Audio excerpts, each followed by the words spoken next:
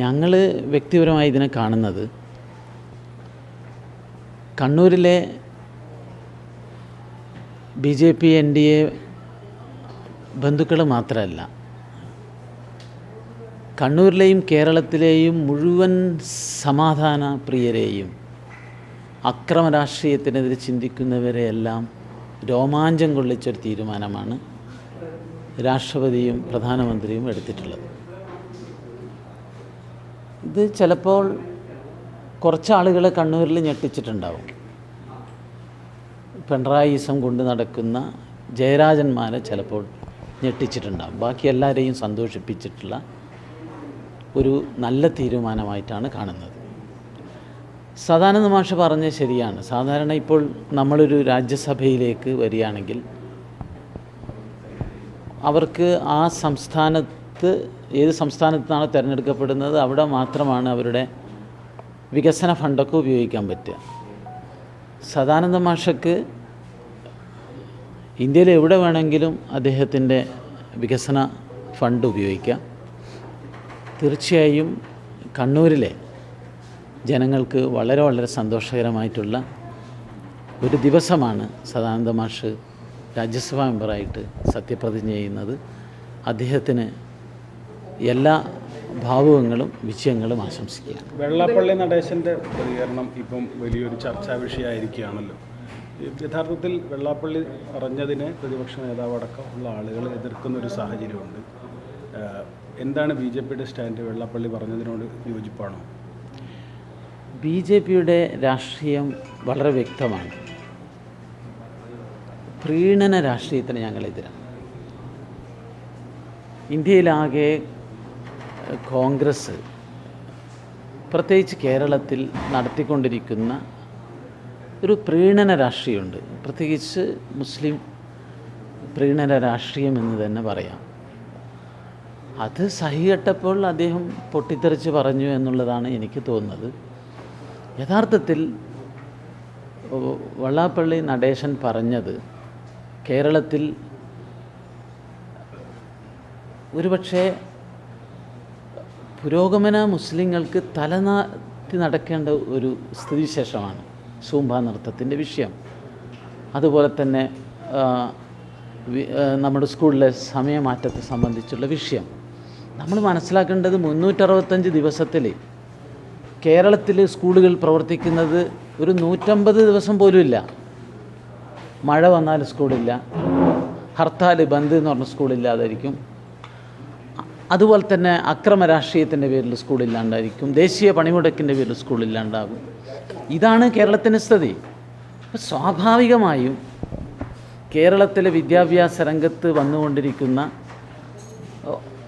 മൂല്യച്യുതിക്ക് ഒരു മാറ്റം, കൂടുതൽ സമയം കുട്ടികളെ പഠിപ്പിക്കുക എന്നുള്ളതാണ്. അതിനെതിരായിട്ട് ഇവിടുത്തെ സമസ്ത ഉൾപ്പെടെയുള്ള ആളുകൾ അനാവശ്യമായിട്ടുള്ള വിവാദമാണ് സൃഷ്ടിക്കുന്നത്. ഒരു അരമണിക്കൂർ അധികം കുട്ടികൾ സ്കൂളിൽ പഠിച്ചതുകൊണ്ട് അത് മദ്രസയെ ബാധിക്കുമെന്ന് പറയുന്നത് ശരിയല്ല. ഈ മദ്രസയ്ക്ക് വേണ്ടി വാദിക്കുന്ന കേരളത്തിലെ മുസ്ലിം ലീഗ് ഉൾപ്പെടെയുള്ള പല നേതാക്കന്മാരുടെ മക്കളും മദ്രസ പോകാറില്ല. അവരെല്ലാം കുട്ടികളെ ഉസ്താദിനെ വീട്ടിൽ കൊണ്ടുവന്ന്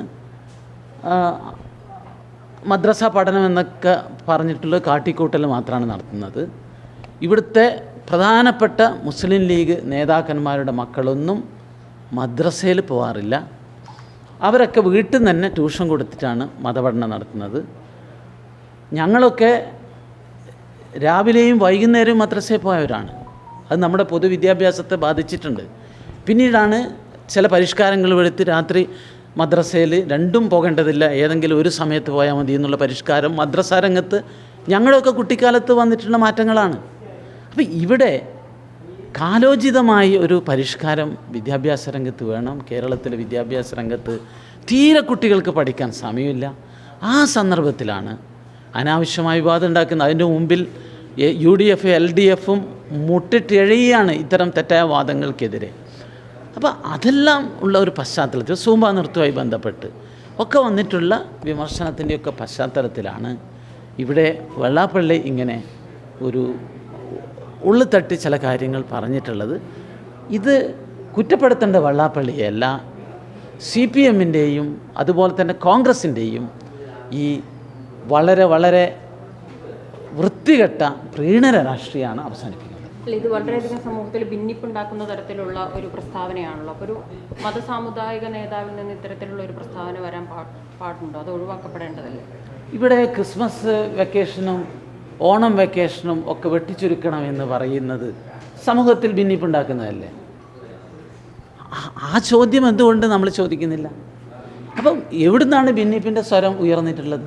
ഭിന്നിപ്പിൻ്റെ സ്വരം ഉയർന്നിട്ടുള്ളത് മറ്റേ ഭാഗത്തു നിന്നാണ്.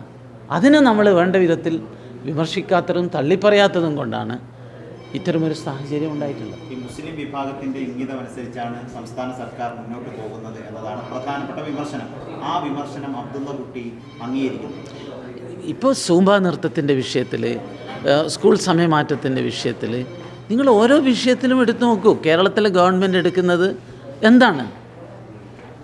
ഒരു മുസ്ലിം പ്രീണന രാഷ്ട്രീയം കേരളത്തിൽ അതിൻ്റെ ഒക്കെ അതിൽ ലംഘിച്ച് മുന്നോട്ട് പോവുകയാണ്. അതിൻ്റെ ആവശ്യമില്ല. മുസ്ലിങ്ങൾ പോലും അതിൽ വിഷമിക്കുന്നു എന്നുള്ളതാണ് ഞാൻ മനസ്സിലാക്കുന്നത്. കാരണം സമൂഹത്തിൽ നല്ല ഐക്യം വേണം, എല്ലാവരും ഒന്നിച്ചു പോകണം എന്നുള്ള ആഗ്രഹിക്കുന്നവരാണ് മഹാഭൂരിപക്ഷം മുസ്ലിം ജനതയും. പക്ഷേ ഈ രാഷ്ട്രീയ നേതൃത്വം മുസ്ലിങ്ങളെ അണ്ടർഎസ്റ്റിമേറ്റ് ചെയ്യുകയാണ്. അവർ വിചാരിക്കുന്നത് എന്തെങ്കിലും ഇങ്ങനെ നക്കാപ്പിച്ച കൊടുത്താൽ അവർക്ക് വേണ്ടി ഇങ്ങനെ എന്തെങ്കിലും പ്രസ്താവന നടത്തിക്കഴിഞ്ഞാലൊക്കെ അവരൊക്കെ ആവേശം കൊള്ളുന്ന. അങ്ങനെയല്ല. മുസ്ലിം സമൂഹത്തിലെ വളരെ വിദ്യാസമ്പന്നരായിട്ടുള്ള ആളുകളെല്ലാം കേരളം ഒറ്റക്കെട്ടായ ഐക്യത്തോടു കൂടി മുന്നോട്ട് പോകണമെന്നുള്ളതാണ് ഞങ്ങളുടെ മുദ്രാവാക്യം. എല്ലാവർക്കൊപ്പം എല്ലാവർക്കും വികസനം എന്നുള്ളതാണ്.